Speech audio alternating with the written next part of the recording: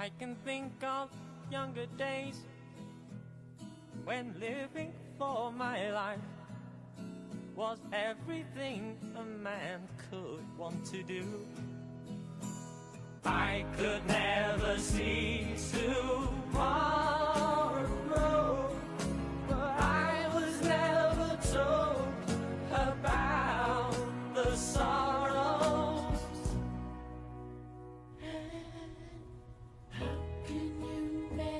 It is the sixth leading cause of death, and now researchers are learning more about detecting Alzheimer's disease. A lot of it may have to do with your sense of smell. New research shows that a decreased ability to correctly identify odors could associate with the loss of brain cell function. More research is needed, but doctors call the findings promising, saying it could allow for earlier treatment.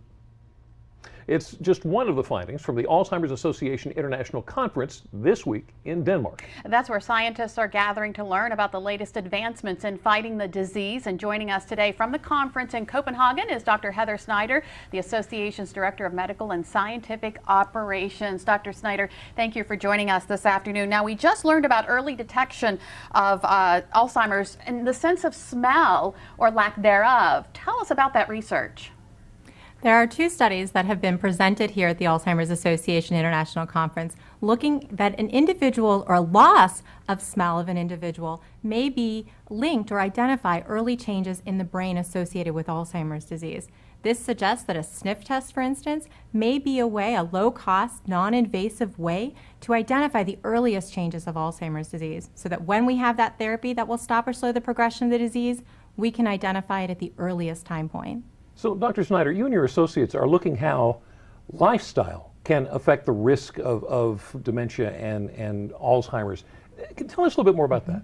We've seen a number of studies that are being presented here at the conference looking at lifestyle and the linkage to risk associated with Alzheimer's disease. But one study that comes out of Finland actually looks at putting different interventions, lifestyle interventions like nutritional guidance, physical activity, mental stimulation, and putting those together in a recipe, and shows that it may improve your memory.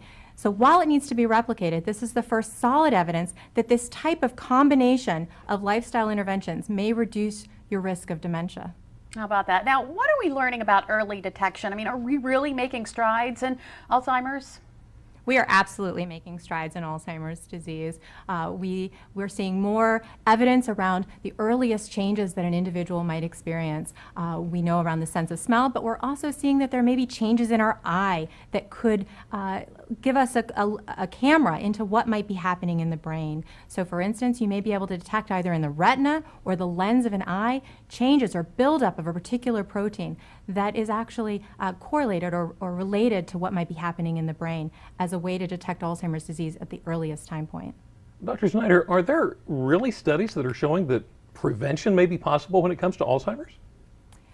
We are seeing several studies that are actually looking at the prevalence of Alzheimer's disease. And it's important to remember that in some of those studies, they're in countries that have higher levels of education and also increased rates of being able to control cardiovascular factors like obesity and high blood pressure. And so those may also be factors. And it's important to take that into consideration when we also look at the global prevalence of Alzheimer's disease is on the rise, as is the global incidence of diabetes and obesity. So we need to continue to get a clear picture of what may be happening and what this might mean for the future. But it does give a hint that by increasing educational programs as well as controlling cardiovascular factors, that may be able to reduce the incidence of dementia.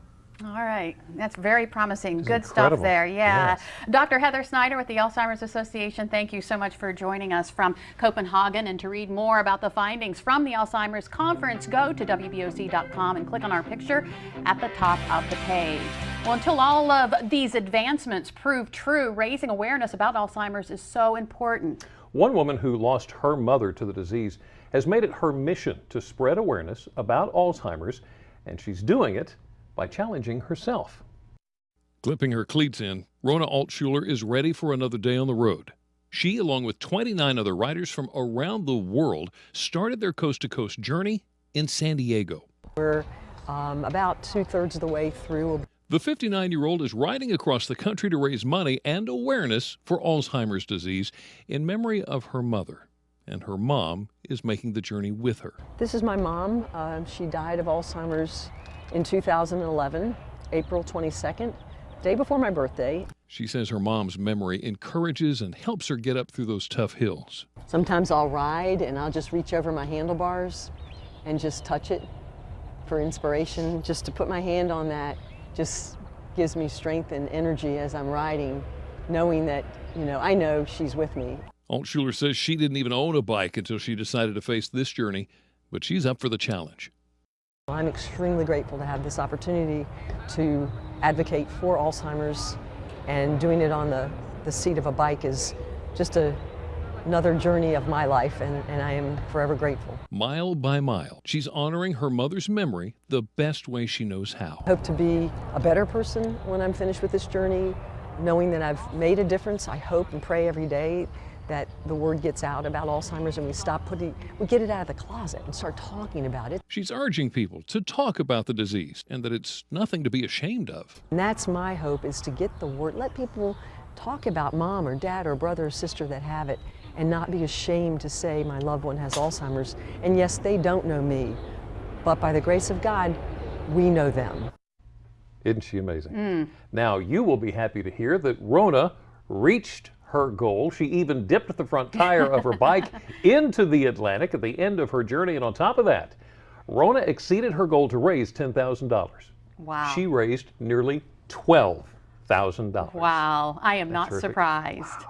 Another health issue that has doctors concerned: more women are becoming pregnant while addicted to drugs. We'll take a look at the scary trend and find out how clinics are trying to stop it. But first, it is time to dive into our search for Stryker. Sean, we need our first clue.